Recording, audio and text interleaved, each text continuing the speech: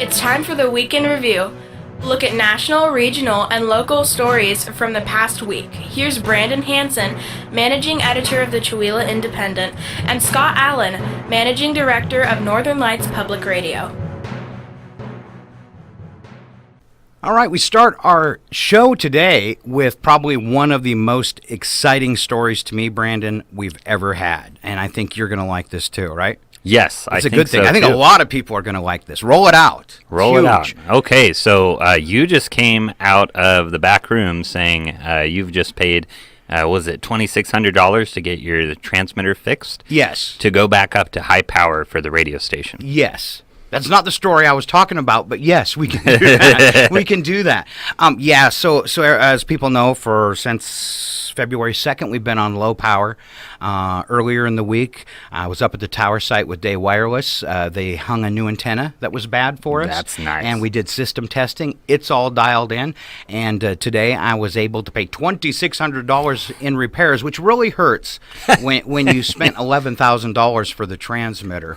And of course, it was like out of warranty by about 6 months. Right. So that's really tough. But the whole project to get us back up to full power now, we're at like $4,400. So that really hurts when we operate on an annual budget of about $16,000 to come up with another $4,400 out of the blue. And a lot of that is thanks to Chewelah businesses, private individuals. We had one donation from somebody when we started having problems, $1,000. I had somebody else walk in, give us $600.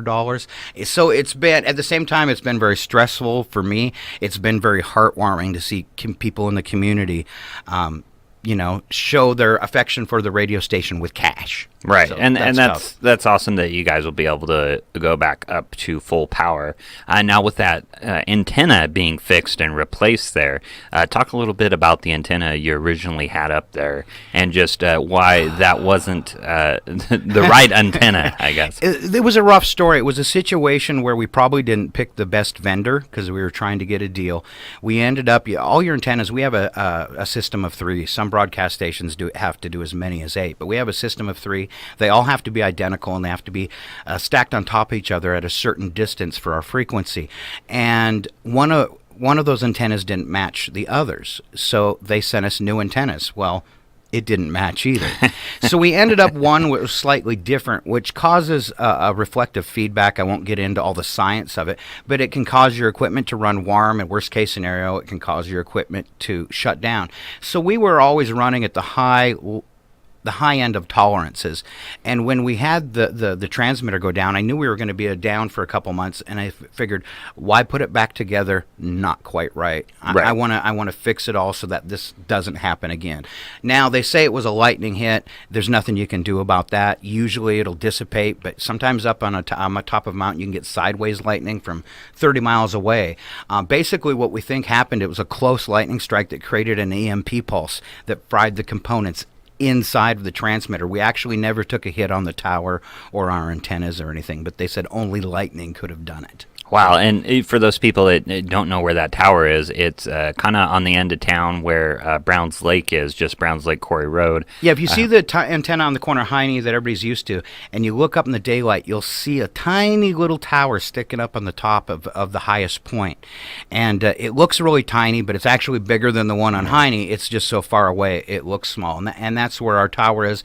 And talking to the wireless crew, because we were really, lightning in February, and when the tower crew was up there, they go, oh yeah, top of a mountain, definitely. Right. And when you've got 2 storm cells coming, you don't think about lightning in the winter and you don't see it, but it's actually, they say, can be happening up there. So Right, and having a big metal tower up in the sky probably doesn't help the whole lightning. They call that a thing. lightning rod? Yeah.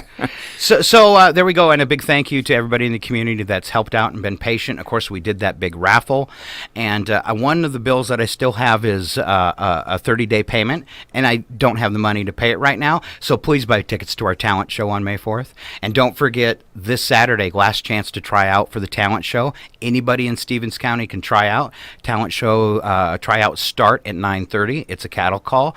If you're going to be later than 1, or you need a spot later than 1, we ask you to call ahead ahead, 935-6627. But we don't care what kind of talent you have. And last chance to try out for the show is this coming Saturday of the 27th at 9:30. You want to hear my Katy Perry songs? Yes, go ahead. Oh, right.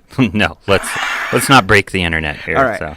So the original story, it's just a one-sentence story, but it's beautiful. The original story, the first one on your list. Can you give us that? Yes, looking like pending approval from Congress, we're going to be on daylight savings time permanently.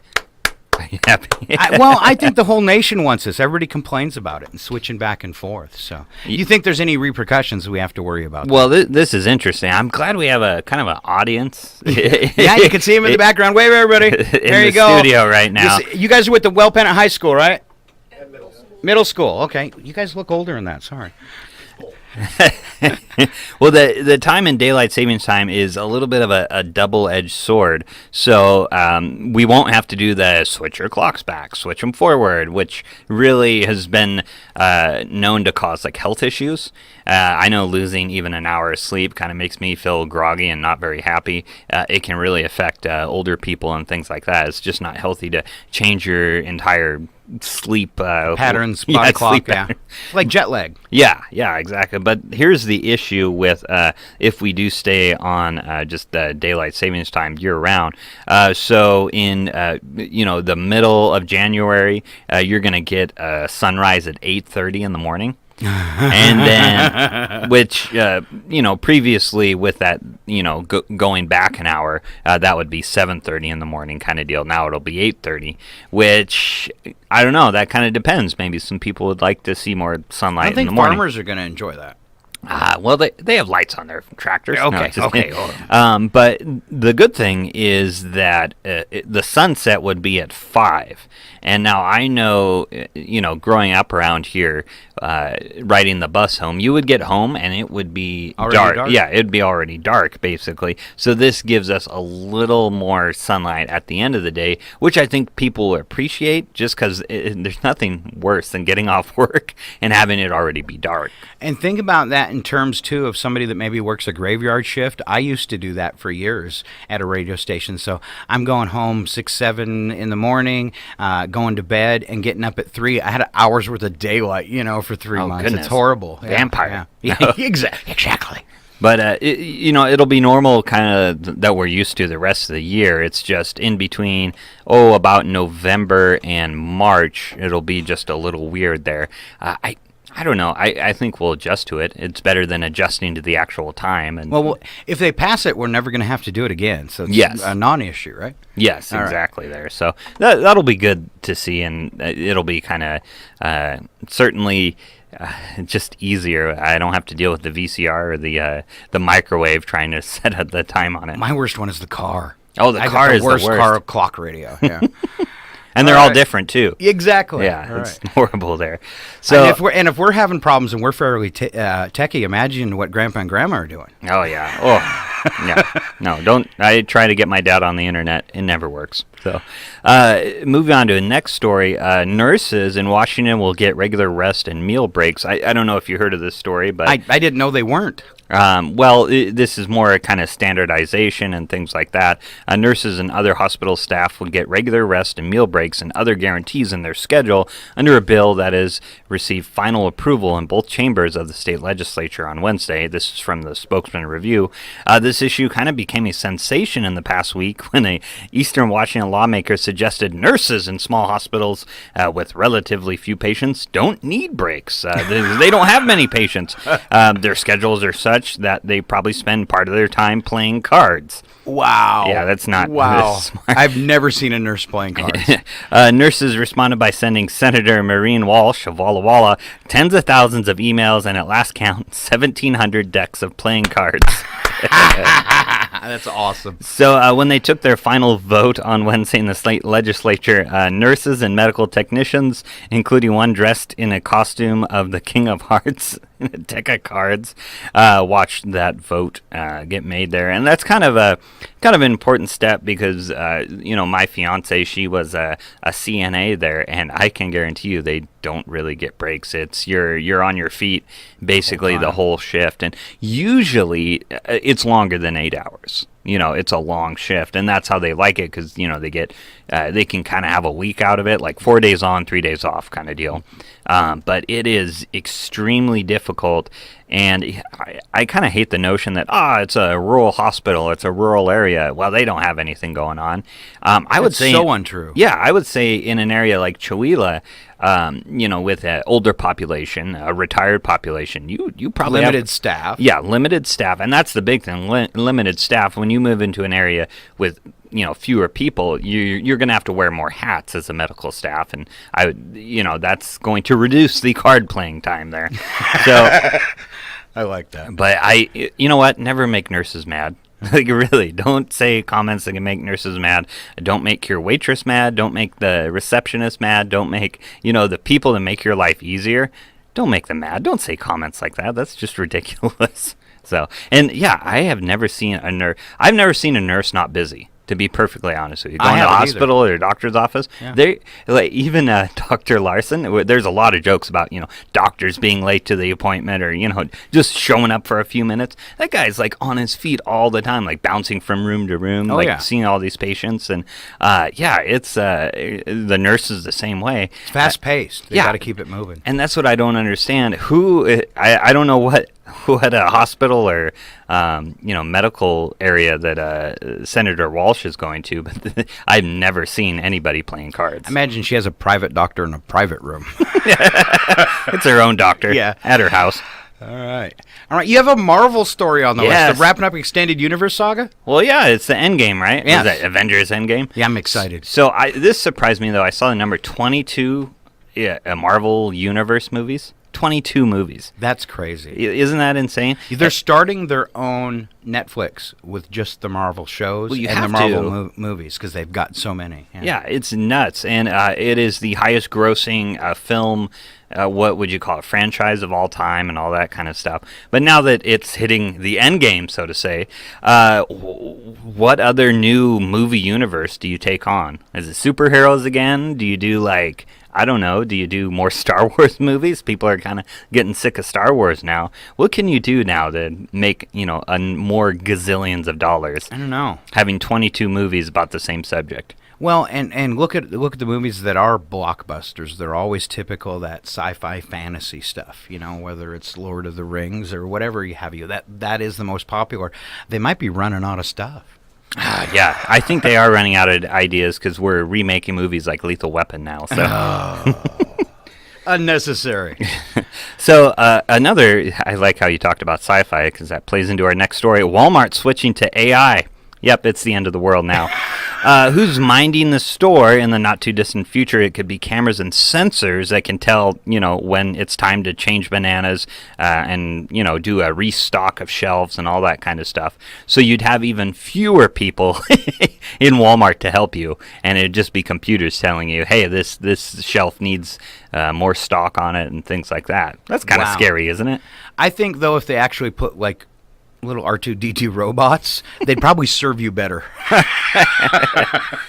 And if you go there at night, you already have to go through the self-checkout line. So. That's true. Well, that's kind of, to me, I love the checkout. It just takes all the stress out of it to be able to just go and have somebody check it out, and then you don't have to worry about it. Yeah. Self-checkout, I'm an idiot, and I don't know how to do it. You realize it takes kind of an art to be a cashier. Yeah, it really does. Because I'm sitting there trying to scan it, and I'm not pointing it the right way or something like that.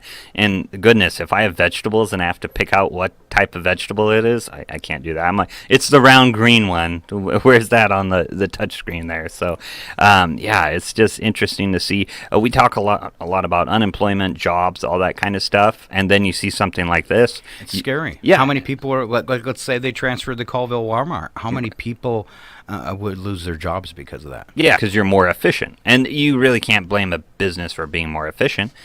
Same, you look at the McDonald's with the kiosk where you can order stuff.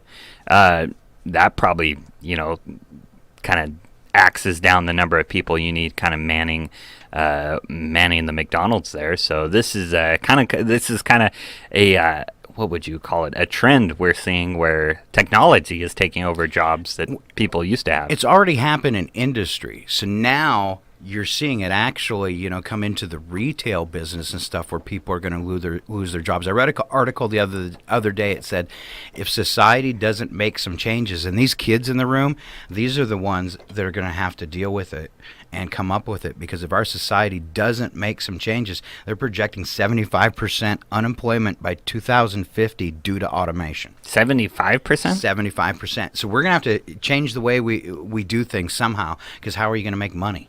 I don't know. How are people going to survive? When Chewelah's Got Talent? Win Chewelah's Got Talent and get that $600 first place prize, and you're good for maybe a week. All right, it will be good. Nice way to work that in at the I end. tried. As we wrap it up, any stories to tease in this week's Independent? Oh, goodness. Well, we have a big story on bears, living with bears, and just how cute they are. Nice. Nice. And brown bears, not grizzly bears. They scare darn it. me. Grizzly bears scare me. All right. There you go. That's our show for this week. I'm Scott. I'm Brandon.